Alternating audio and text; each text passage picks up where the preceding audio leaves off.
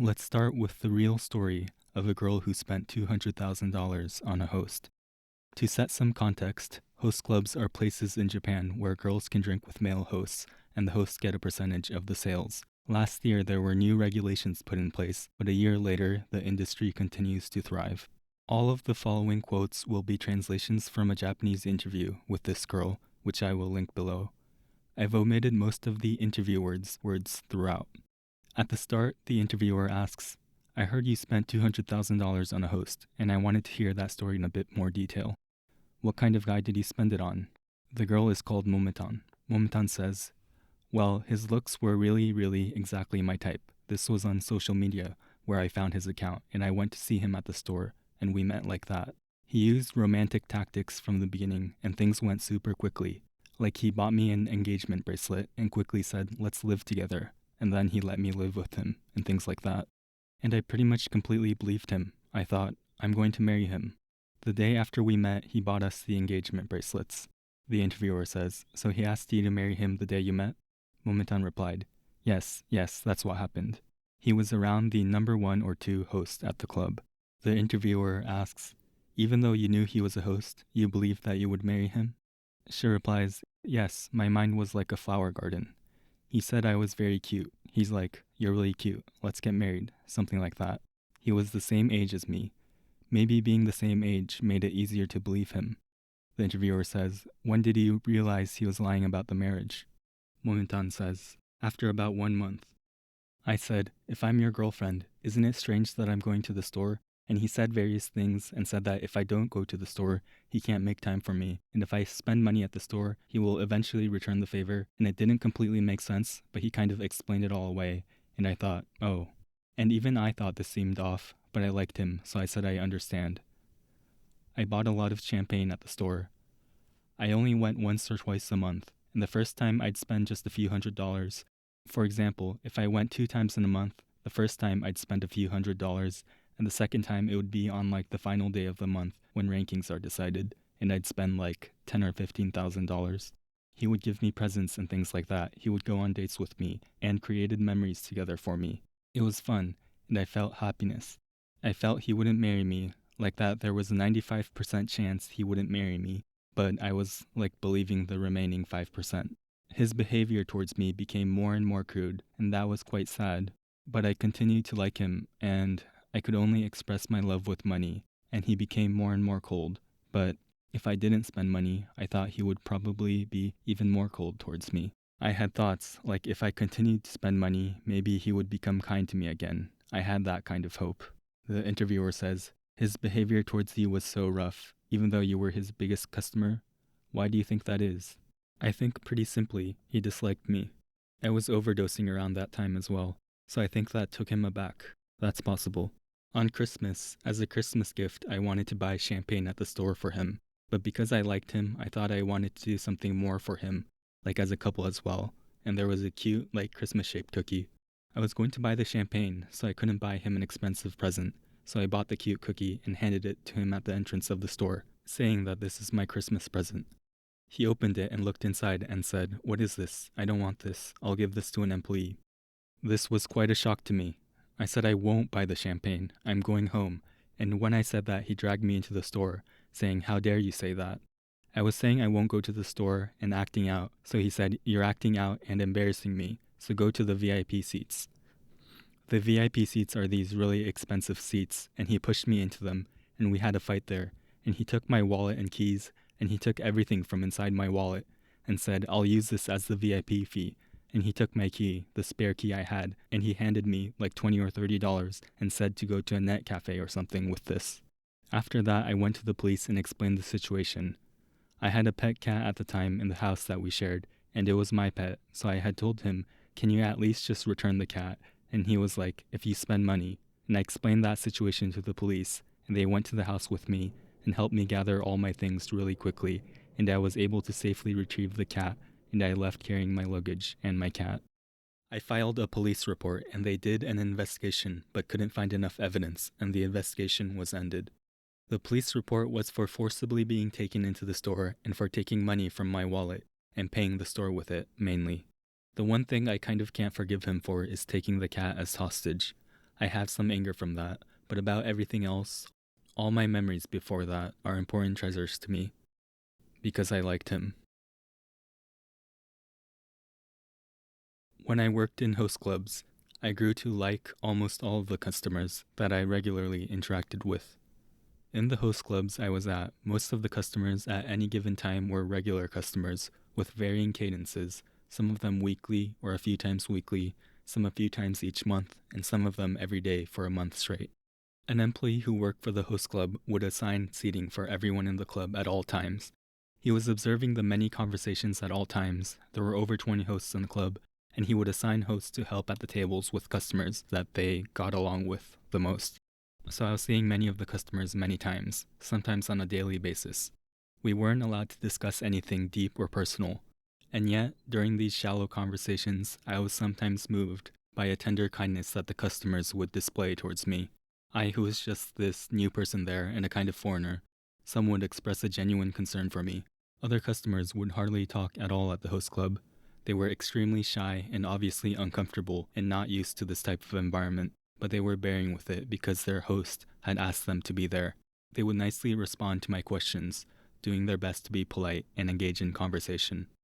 I would also see this kind of kindness and care displayed to their assigned host and to others. The host would ask them to buy a bottle, and the girl would see how truly hardworking he is and buy it for him, often not expecting anything back, experiencing the feeling and reality of being someone who selflessly self-sacrifices and supports this hardworking person. I also noticed how hard many of the girls worked. Some of them would work basically as much as physically possible on most days of the week. What struck me is that I had never heard of women working this hard in this line of work for themselves. What I've heard of women in this line of work is that they would usually work a light schedule to cover their expenses because of the mental as well as physical stress of the job, and I almost never hear about any woman working an extreme schedule in this profession just for themselves. Almost all of the money went straight into the host club. Their schedules and earnings were completely known and managed by the hosts. In this most lucrative of all professions for a girl this age, almost no girls in Japan seem to take on an intense schedule purely for themselves, or to buy stocks or a house or something. Many of the girls in this line of work had quit their normal jobs because of their host and had gone into it full time, and on top of that had very intense hours. They were doing something that they would not do by themselves. They were doing more than they were ever seemingly capable of doing because of the relationship with the host. These were deeply personal and transformative relationships.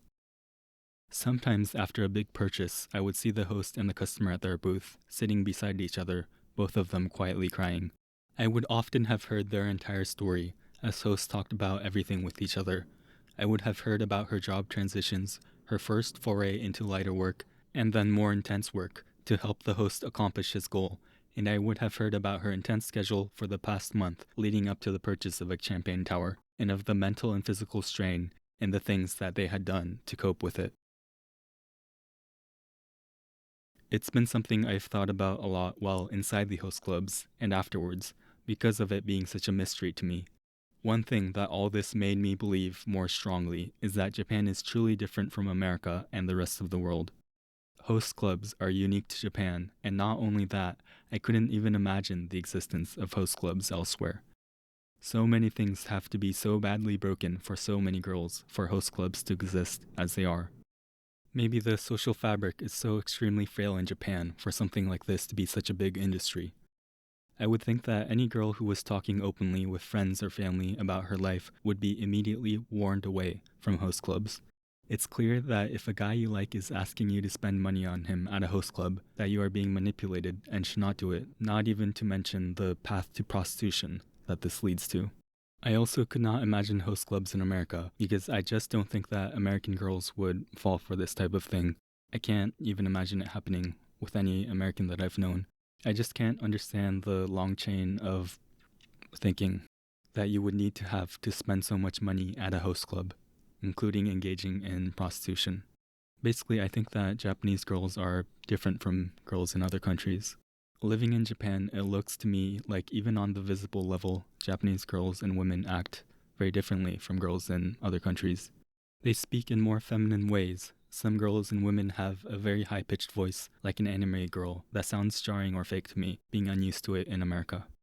The level of sophistication of especially feminine language here is impossible to convey without getting into very specific grammar, but the language is highly developed and used to basically make others feel good and make sure to convey their low opinion of themselves, and so on, in many highly specific ways that you would never even think of. So what makes Japanese girls particularly vulnerable to hosts? Maybe the girls here are particularly naive, with crime rates being among the lowest in the world. Schoolgirls here are treated in a different way from girls in America. In some contexts, they are almost worshipped in a way that would come across as highly strange or creepy to Americans. They are dressed up in specific uniforms that emphasize their youth and naivete. It's also a hallmark of a good upbringing for girls here to see the good in everyone and to assume the best of everyone.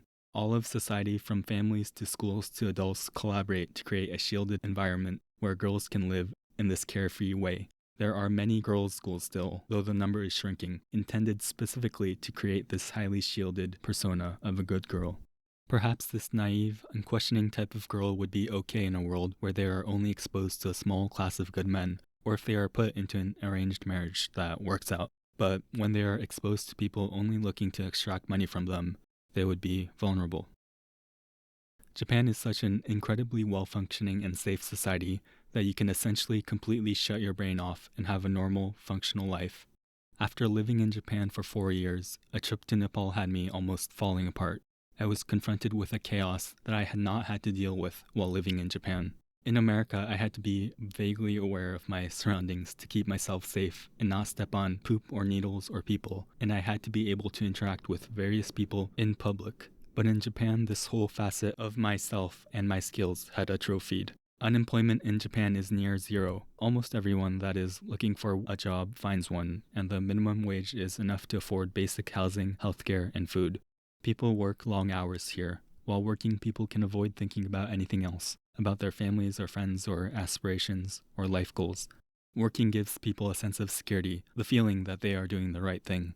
In a highly functional society, maybe not thinking at all is okay. It's at least functional behavior. But when confronted with evil, unthinking people are vulnerable because evil will disguise itself as good in order to do evil acts. Rule following is only good when the rules are just. Obeying authority and trusting people are only good when the authority is benevolent and the people are trustworthy. Following the rules and obeying authority is evil when the rules and authority are evil. The rule-following, people-trusting instinct is completely unhelpful for distinguishing between good and evil. Distinguishing good and evil requires thinking. The interviewer says, "Do you have something you'd like to say to girls that are into hosts? They're buying a dream, like their happy times with this person and the dream of being together one day.